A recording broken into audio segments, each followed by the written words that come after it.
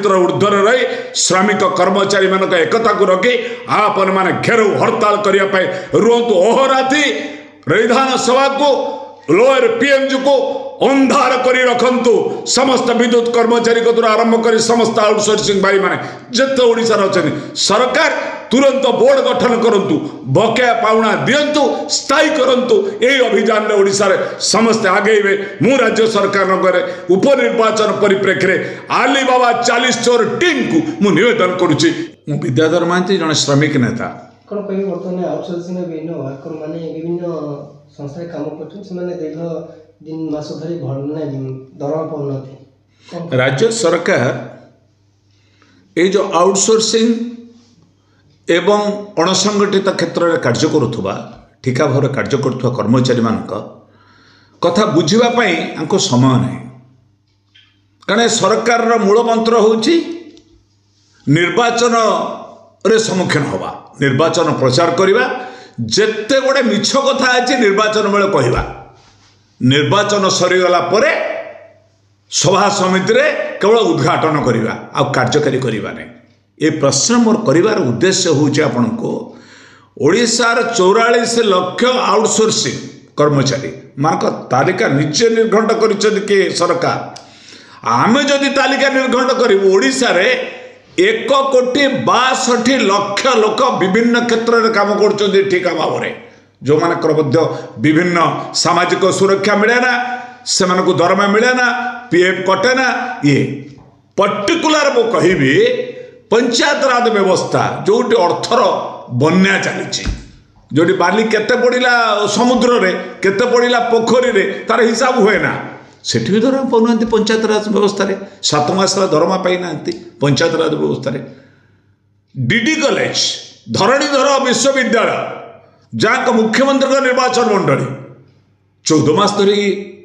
18 मास धरी दरमा पाईना अध्यापक अध्यापिका मैंने बर्तमान क्लास 0 सरकार निष्पत्ति नहीं गले माननीय मुख्यमंत्री भावुची निष्पत्ति बोधे नहीं जीवे बोधे से रेगुलार करदेवे दरमा देना आसिकी माने आपणकर 14 मासर दरमा देना तापर क्लास 0 हो जाऊँ कौन घर पलैबे आपन को कहबी विद्युत विभाग कहतु बीएसएनएल कर्मचारी कहतु स्वास्थ्य विभाग रे नर्स स्वास्थ्यकर्मी कहतु विभिन्न स्वास्थ्यकर्मी माने सेमाने दरमा पाई ना शिक्षक माने दरमा पाई ना फॉरेस्ट कॉर्पोरेशन विभाग रे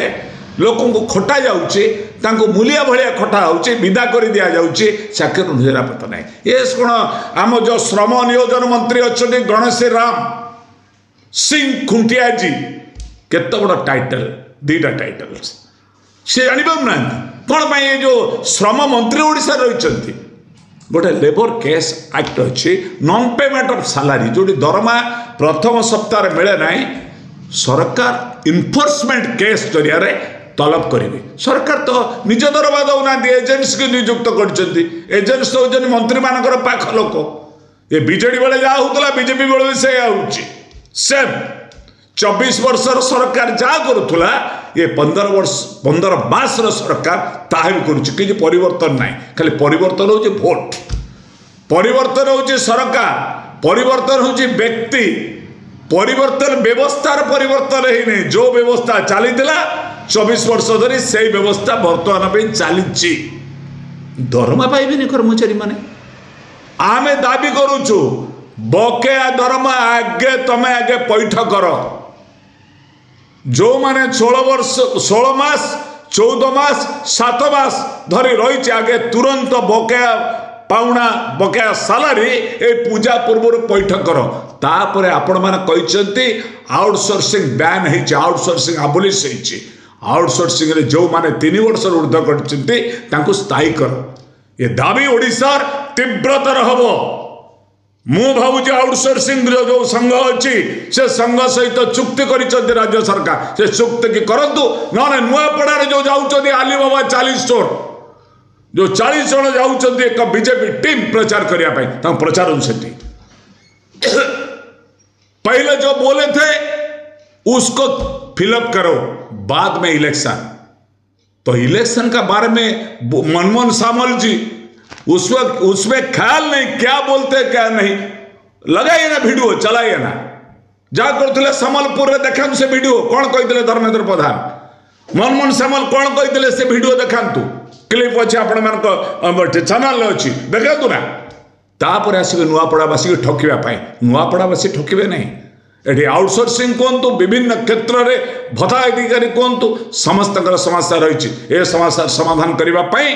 आज आउटसोर्सिंग रे थिबा समस्त विभाग जो गोटी गोटी करी कहली पंचायत राज व्यवस्था मिलूना शिक्षा मिलूना स्वास्थ्य मिलूना विद्युत विभाग मिलूना जंगल विभाग मिलूना आपण शिक्षा विभाग मिलूना बीएसएनएल कर्मचारी मान तड़ी विदा कर दिया गलानी कारण बिकिदेवे आपको टाटा कंपनी की